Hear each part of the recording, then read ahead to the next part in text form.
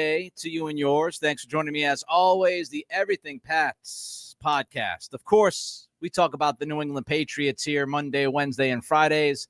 We will get to the mailbag in just a few minutes. Happy 4th of July prematurely to all of you. Hopefully you have a fantastic holiday weekend. Before I get to the mailbag, I wanted to talk about what we would define as a successful season in 2025 for this team.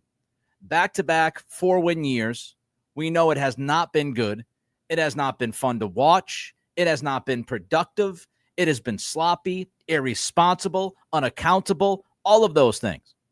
So as we get ready for training camp, 3 weeks from today, by the way, 3 weeks from today, the official start of training camp. Get pumped up, ladies and gentlemen. But before we get to that training camp, I wanted to ask you, what would you consider a successful season? Because I think there's a wide variety of definitions when we look at this particular team coming off the last 2 years. A 180, 360 is not impossible. A complete turnaround is not impossible for the Patriots. We just saw it happen with the Commanders last year. The Commanders went from a 4-13 team in 2023 to turning things around, not only going 12-5, but also making it to the NFC Championship game. Now, I know they got stomped in the NFC Championship game, but the fact that they got there is a big time success. So that is not impossible. However, I don't think it's likely. I don't think we'll see the Patriots in the AFC Championship game. It's possible, but I find it to be unlikely. So I want to know what you would define as a successful season. You can give me a record. You can give me a certain goal for the team. You can pick out players, whatever you want to do. I want to know what you think is a successful season. For example, Jeffrey Glynn says a successful season would be a wild card entry. Nelson Lloyd says above 500 is a good season. What would you deem a successful season? I define success in 5 ways. I will give you 5 ways that I define what would make a successful 25 for the Patriots. Number 1, let's start with the quarterback. Drake Maye, if he proves himself to be a legitimate franchise quarterback, that is a success. That is a big-time success for this season. And even if the Patriots win 6 or 7 games or 8 games, even if they don't get to above 500, as Nelson pointed out, even if they don't get to the wild card like Jeffrey pointed out, even if they don't get there, if we can walk away from 2025 saying that Drake Maye is a legitimate franchise quarterback, that he took that next step, he took the next step that we all needed to see him take. And now we're even more confident that he could be a top 10 quarterback in this league for the next decade, maybe even decade plus. Drake Maye having that kind of year, to me, would be a successful season for the Patriots because you go as your quarterback goes. And if Drake Maye proves to be a legitimate franchise quarterback, you're going to win games. Franchise quarterbacks win games. So that would be a step. That would be one of those ways that I would deem this season a success. If we walked away and said, Maye did what we thought he could do, and now we look at 2026 feeling like we not only have a future franchise quarterback, we have the franchise quarterback, and not only is he a franchise quarterback, he has the potential to be a top 5 guy, top 6 guy. If we walk away from this season feeling like that, it's a successful season. The number one priority remains the number one priority, which is Drake Maye. It was the same case last year as it is this year. That's how it works. You spend a top 3 pick on a quarterback. You invest in that quarterback. You want to make sure that you get your return on investment. And if year 2, we walk away and Drake Maye is that guy, success, thumbs up. Here's the second thing I want to see from this football team that would make me feel like we're watching a successful season. Clean football.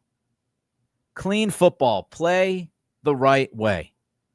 I want to see execution from this team because we could talk about wins. We could talk about playoff position, but I'm more focused on the things that will get you those things. I'm more focused on the things that will get you more wins, that will get you to the postseason. Quarterback play is one of them. Playing clean football is another.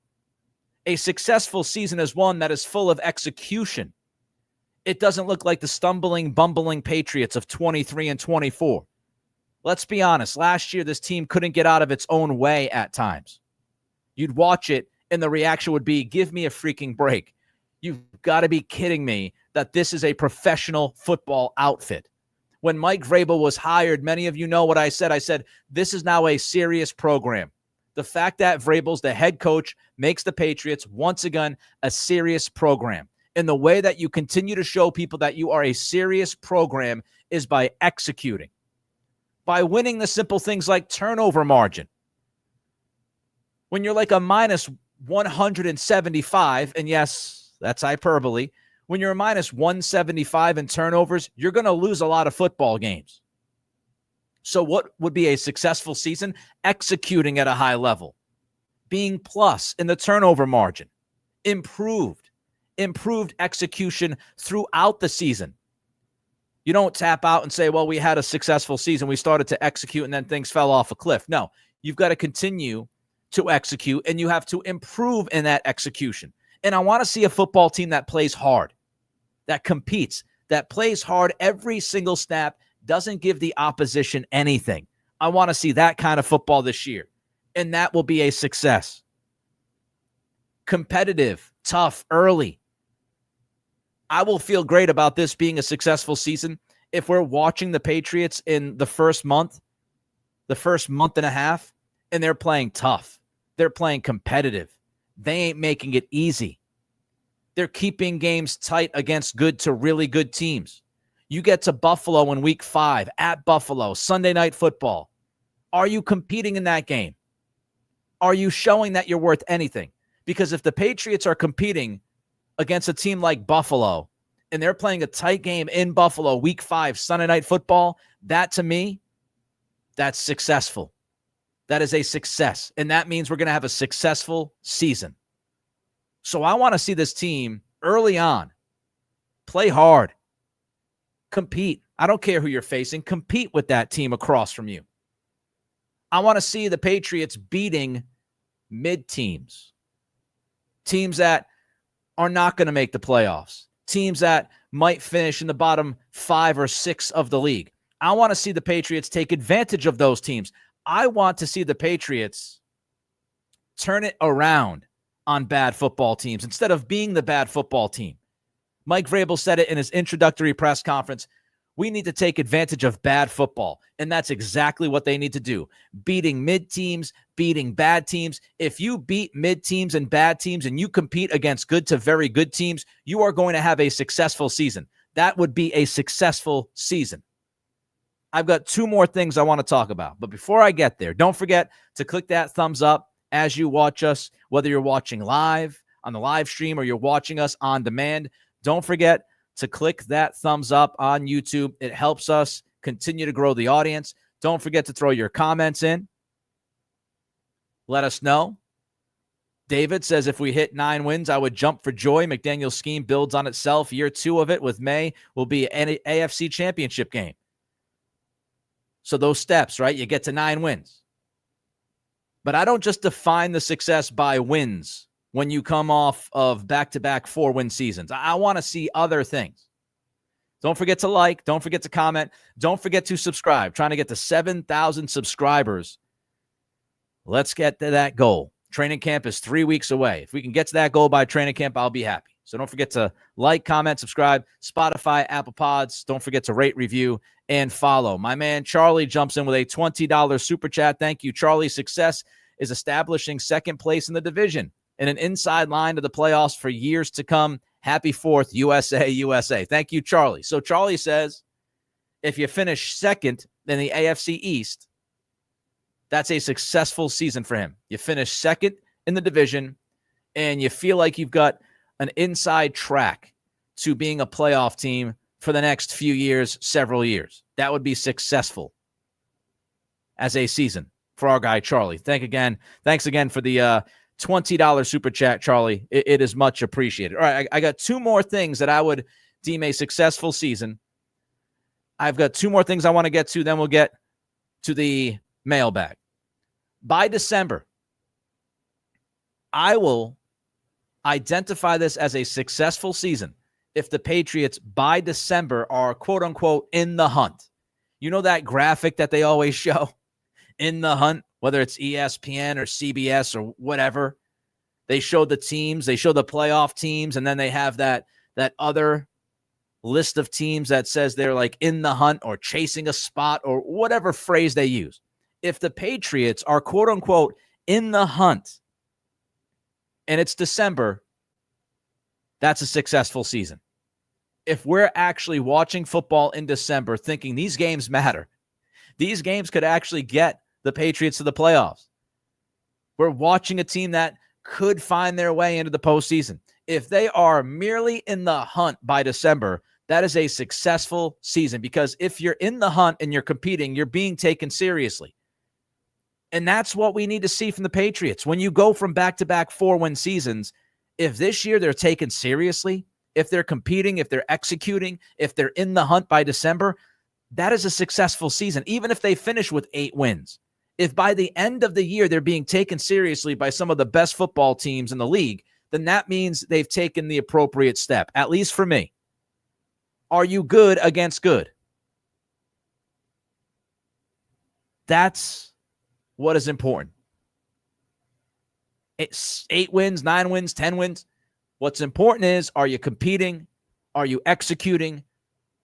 Are you in the conversation by the time we're done with Thanksgiving? That's a successful season. And finally, I would say just a genuine feeling of momentum. And I think this goes into what Charlie's talking about with that super chat a moment ago. Feeling like you have the inside track of getting to the playoffs for the next several years. The momentum.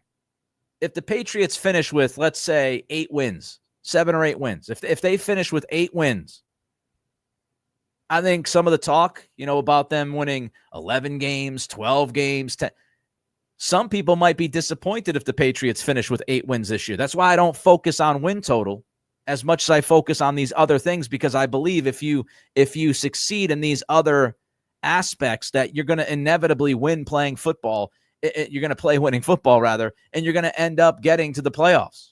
Maybe not this year, but you'll be on the cusp. So if we walk out of 2025 with a genuine feeling of momentum that the young guys have developed, Kyle Williams and Travion Henderson, and maybe some guys, God forbid, from the 2024 draft class, if we walk away from this year saying we saw steady improvement from the young players, that is successful to me. If you have a good grasp on what the offensive line is, if you've configured the offensive line in front of Drake Maye, and you feel like you've got 3, 4, or maybe all 5 of the answers up front, if you see the momentum on the offensive line gathering as we walk away from the season, that is a big-time success. And if this coaching staff that we've talked a lot about, if the staff is steady, if you feel like you're in good hands with this coaching staff, build that momentum. So 2026, you truly strap the rocket onto your back. All right, let's get to the mailbag this week. I appreciate all of you sending me your questions. Don't forget, you can send them to me at Nick C Radio. We do this every Wednesday. Let's actually jump to somebody who left a comment in the YouTube channel with a little $5 super thanks, and that's Pete Pretorius. Which are the potentially most pivotal games on the Pats schedule? Which are the games that may have the most powerful trickle-down effect for the games that follow? So Pete asked this hoping that it would be a pod topic, but I already devoted a lot of time to the schedule, so I figured I would throw this in as part of the mailbag and start it off here today. The most pivotal. So the most pivotal games. There are a number of them. Let's start with, the most pivotal early game to me is at Miami. At Miami is the most pivotal early game because you lose that, and the very start of the season could be rougher, could be choppier waters than we might expect, because I think a lot of us, including myself, look at this schedule and feel like the Patriots could get off to a pretty good start. If you get beat down in Miami, then all of a sudden the confidence might waver. Like, you could beat the Raiders week 1, go down to Miami. If you are outclassed in the humidity, that could kind of change our feelings about it, right? Because you go down to Miami, if you get beat down by them, you come back up here, you play against the Steelers in week 3. Steelers are going to be no joke. Steelers going all in. Jalen Ramsey, Rodgers, Jonnu Smith, etc. So you've got to come back and play the Steelers week 3 at Foxborough. And then after the game against the Steelers, you have 3 straight games on the road after the Carolina. Actually, it's Carolina week 4. And then you've got 3 straight on the road starting week 5 at Buffalo for that Sunday night football game. So if you lose down in Miami and you can't get your wits about you and you come back and you lose a tough game against the Steelers, man, yes, you can get right against Carolina possibly and end up being 2-2 through the first month. But then you've got to go to Buffalo for Sunday night football, and that's the first game of 3 that are straight on the road. Boom, boom, boom. I think another important pivotal game for this season is Tampa in week 10. You're down in Tampa. If you can find a way to get on a heater and you go down to Tampa, you could make a lot of noise in that portion of the season. Because if you start getting going, you've got the game week 5 at Buffalo. Let's say you lose that game at Buffalo. It's competitive, but you lose it. Then you go to New Orleans. If you can win in New Orleans, then you go to Tennessee. If you win in Tennessee, then you come back home and you host Cleveland. You should beat Cleveland at home. Then you've got another game at home against the Falcons. And then you go down to Tampa, and then you host the Jets. So you've got the Saints, which is a winnable game. You've got the Titans, winnable game. Browns, winnable game. Falcons, winnable game. And then you get to Tampa, tough game in Tampa. But then you come back and you host the Jets, which is a winnable game. So you look at that part of the schedule, in 5 of those 6 games, you could feel like the Patriots have a really good shot of winning that game. 5 of those 6. So if you could somehow, some way beat the Buccaneers in Tampa, man, oh man. I mean, you could be looking at a 5-1 stretch.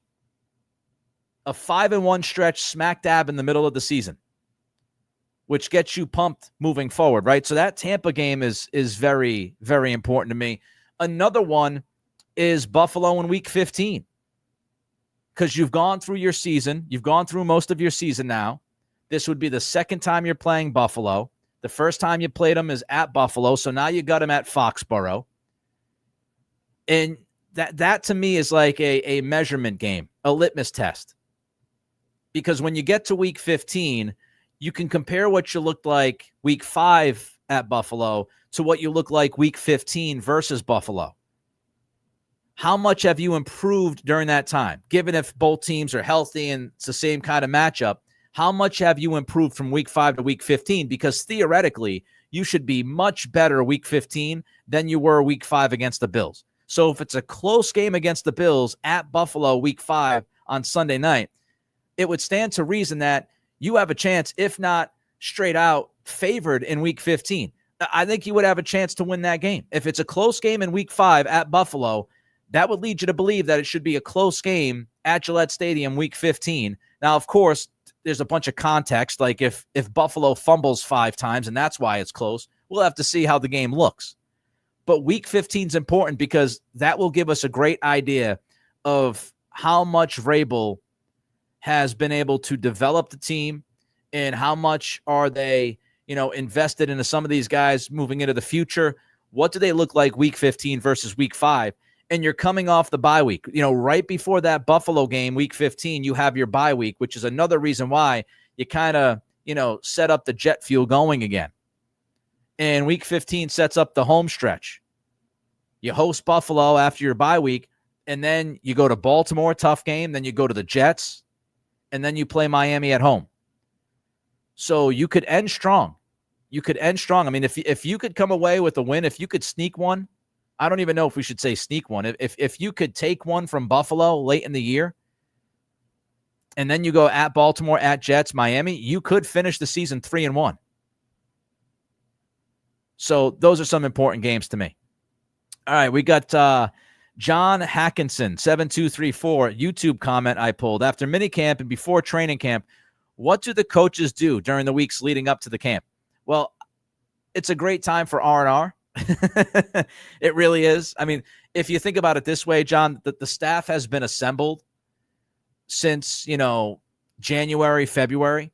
So this coaching staff has been working for the last 6 months before you got into free agency, before you got into the draft.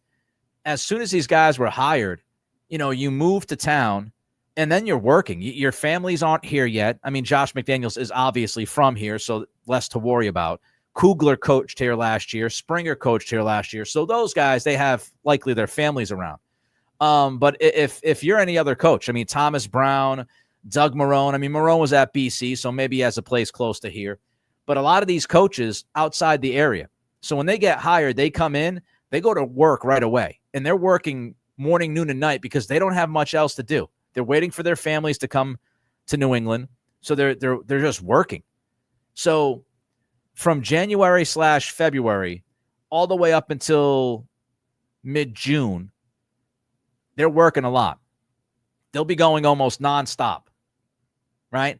And then when this little respite between mandatory minicamp and training camp, once that respite is over, they're going to go nonstop again from late July to if you make it to the playoffs, if you make a run, you go from late July to early February. So, for coaches that were just hired, for a staff that just got together, they're going to be working 10, 11 months out of the 12, and they're going to be working around the clock. So this time is really the only time that they're going to get to kind of chill. So I think the vast majority of the time between minicamp and training camp is rest and relaxation. Go fishing, have some drinks, hang out with your family, maybe go on a vacation, have some nice dinners, get your personal stuff done, because once you get into training camp, that's it, man. Like, you're going from training camp all the way through the season, all the way into January, and hopefully if you make the playoffs, you're going into January and late January. So, the next 6-7 months, they're not going to see their family much. So it's mostly R&R. I'm sure they spend some time watching film. I'm sure they send texts to each other. I'm sure they have conversations over the phone. I'm sure they check in at the facility every once in a while. And I'm sure it's not the same thing for every single guy. Maybe you're a single dude and you just want to pour over the film. Maybe you're a young guy like Ashton Grant. Maybe he's, going to spend more time at the facility because he's younger and he's trying to get going and push himself and get further in his career. But most of the guys, they're checked out right now for the most part. They might be checking in on certain players, but for the most part, this is their time to kind of relax before they get back to the grind, because it is a grind. I don't think people truly appreciate how much coaches work. I know it's like coaching football, but these guys put in hours. It's pretty nuts. Ask any former player why they don't coach, and they'll tell you because the hours are insane. All right, let's get to a K_Roberts48. Any surprise trades happening before or at the trade deadline? If so, for who? So any surprise trades? If I could predict the trade, then it wouldn't be a surprise, right? But let me throw out some names. Like, to me, trades are becoming more of a thing in the NFL over the past decade or so. If you've noticed this, Belichick was one of the only coaches that would trade in season. You didn't see a lot of in-season trades in the NFL. That's changed. You see teams making deals now, especially teams that want to contend. They're making deals before the trade deadline, much more active. And you see trades now that involve draft picks and swap of picks and all those, different kinds of NBA-like trades. Like the Miami-Pittsburgh trade was an NBA trade. Ramsey and Jonnu Smith from Minkah Fitzpatrick. You get a little bit better of a draft pick, but Miami's cutting payroll. It's like the Celtics. The Miami Dolphins, pulling a Celtics. All right, we'll trade you Ramsey and Jonnu Smith. You give us back Minkah Fitzpatrick so we can cut some payroll. So trades are becoming more and more a thing in the NFL. So I do think there's a possibility, if not even a probability, that you could add at some point. Now, what would make sense? Obviously, a lot of talk about Terry McLaurin in Washington. If he is made available, I think the Patriots would absolutely kick the tires. I'm sure they've even kicked the tires already. But I think McLaurin ends up staying in Washington. But if not, if he's made available, that would make a lot of sense. A.J. Brown, by the trading deadline, I could see A.J. Brown. He hasn't had the best of times in Philly as far as the relationship between he and the team and the quarterback and the fans. I could see A.J. Brown by the trading deadline trying to push himself out of Philly. That would obviously make a ton of sense with his connection with Vrabel. Maybe a veteran left guard. Now, I think it's unlikely because offensive linemen are worth their weight in gold now, but maybe a veteran left guard shows up, as available, and you're not super happy with Cole Strange or whoever wins that job out of camp. I think the Patriots would likely have less urgency at defensive end because for this year, I mean, they need a future guy unless Keon White really pops, which is more than possible this season. But I think defensive end, the Patriots probably feel like they're okay on the defensive line with the rush that they'll get on the interior from Williams and Barmore. You paid Harold Landry money, so you're going to play him a decent amount this year. I think they love, as I love, the potential of Keon White, and they want to give him an opportunity. And then you brought in Chason. You drafted Swinson as most likely sub-pass rushers to at least start the season. So I think the Patriots are probably okay on the defensive line when they break down this roster. But if somebody becomes available that they're absolutely infatuated with, then maybe they pulled the trigger. All right, Republican _XI. So I guess I would say Republican _11. What do you think is left to do on the roster that can be done? Honestly, not a ton. Not much. I mean, you could upgrade in certain spots, but I would look at tight end. Can you find a younger tight end to slot that person in as the third guy on the roster if you're going to carry 3 tight ends? You got Henry, you've got Hooper, long in the tooth, both those guys turning 31 during this season. You don't really have a developmental tight end in the chain. CJ Dupree hasn't really shown up so far. G. Scott hasn't really shown up during OTAs and mandatory minicamp. Jaheim Bell had a very tough early portion of the camp. So, I wouldn't pin my hopes to Jack Westover. So a younger tight end to kind of put into the food chain, supply chain there. Maybe a veteran inside linebacker that could compete with Christian Ellis, Jelani Tavai, and Monty Rice. If you're not in love with it.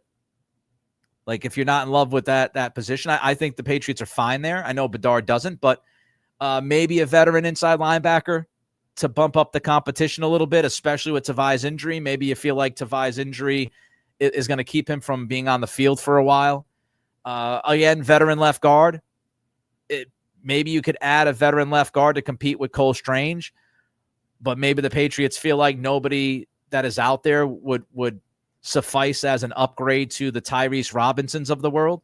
And they also just brought in Yasir Durant. So do they look at Durant as a tackle or a guard? He's played both. He played the vast majority at tackle. He played left tackle in the UFL this past season, but maybe they look at Durant as a guard option. So I don't even know if they would do that. I think you could condense the wide receiver room if you could find somebody who's willing to make a trade for one of your receivers. Namely Kayshon Boutte. If Boutte can get you a pick, you might want to move on from him. Can you get anything from Jalen Polk? I mean, I know that he gave you nothing last year, but could you get something for him just because he was a second-round pick and you could sell the other team on a change of scenery? I don't know. Obviously, I think they're still looking to add a wide receiver one. If one becomes available, I think they would jump on it. I don't know if that's going to happen. Maybe an upgrade at like the third quarterback spot, because Wooldridge is what he is. He's going to be gunning for the practice squad. So if there's like a vet that becomes available, maybe you think about bringing in a more of a vet at that third quarterback spot. But there's really not a ton. I mean, we're looking at the outer edges, the fringes of the roster right now. Unless, again, if Terry McLaurin becomes available, then of course you jump on it. Jay Moore, M.A. Has Javon Baker improved, and will he make the roster? If he's improved, there have been no signs of it. There have been no signs of improvement from Baker. He made one single solitary play that I read about in OTAs and mandatory minicamp. He made one play downfield, and that was it. He's been working with Wooldridge, who is the third quarterback. He's been working with him at practice. He can't get on the field with Drake Maye. He can't even get on the field with Dobbs. Javon Baker right now, and of course this can change, but as of July 2nd, Javon Baker is on the very outside of this roster bubble looking in. it does not look promising for him to make this team unless there's some kind of injury, unless the Patriots pull off a trade or two. It's very, very difficult. And the offseason additions are making it even tougher for Baker because Stephon Diggs, Matt Collins, they're going to be here. Kyle Williams is going to be here. And then Efton Chisholm is, fighting for a roster spot and made much more noise during OTAs and mandatory minicamp than Baker did. So I think it's unlikely Baker makes this roster. Let me jump to this here. Mr. Snoopy with a $2 super chat. Thank you, Mr. Snoopy. A third and a fourth, DJ Moore. I heard Chicago, he wants out. I don't know if I would go crazy for DJ Moore. I don't know. Maybe. I don't know if DJ Moore is exponentially better than what you have. I see Moore as more of a 2. I don't see him really as a 1. So I don't know if you're just taking opportunity away from Pop Douglas if you bring DJ Moore in. It's kind of my initial thought. I'd have to think about it, but that's like, do I want to give up a third round pick, a third and a fourth round pick for DJ Moore if I feel like Pop Douglas can do a lot of what he does with Josh McDaniels in this offense? I'm looking for somebody better than DJ Moore. That's my initial call. Thank you for the super chat. All right, let's wrap it up with this. Stephen J. Coakley, what are your top 5 things you want to see from the offensive line in training camp, and what will make you feel confident heading into the season? All right, my top 5 things I want to see from the offensive line. I wrote these down. Number 1, I want to see Will Campbell looking fully in control. I want to feel like when you're leaving training camp that you're pretty confident that Campbell is going to be at least average, if not above average, at left tackle this season. That he looked fully in control during camp. He was really good during the one-on-ones. He got to the joint practices and took care of business. That's the number 1 thing. Number 2, I would like the Patriots to find an early answer at left guard. I appreciate competition as much as anybody, but I do feel like it's much better if you can settle on 5 guys up front as early as you can. If you can settle on 5 guys up front within the first week or 2 of training camp, and then you get to that joint practice against Washington and you have your 5, I would love to see that. So I would like them to find a left guard answer. That looks like that guy can hold his own water, and stick him with the other 4 dudes and build some chemistry. I would like to see that. I would like to see Bradbury not being a sieve in pass protection. And if Bradbury is a sieve, I would like to see Jared Wilson. I would like to see Jared Wilson get on the field and look good. Because if Bradbury ain't it, Wilson needs to be it. 4th thing, I want to see Mike Onwenu in great shape. I want to see him show up first day of training camp looking as svelte as he can, looking like he's ready to go, that he is blasting on all cylinders. And the 5th thing I want to see is Morgan Moses healthy. I want to see him moving around comfortably. I want to see like he's ready to go. I don't want any questions about his health as we get closer to week 1. So those 5 things would make me feel more confident across the board in this offensive line. And inevitably, we need to see them perform in joint practices because that's when it's going to matter most. Against Washington and then against Minnesota. Don't forget to like. Don't forget to comment. Don't forget to subscribe. Help a podcaster out. That's how you can with this algorithm that we got to battle. Rate and review, Spotify, Apple Pods. Follow as well. Throw a comment there. Everybody enjoy, and I mean this, enjoy your holiday weekend. Be safe. Have fun. And we will be back next Monday at 3 o'clock live. Until then, peace out.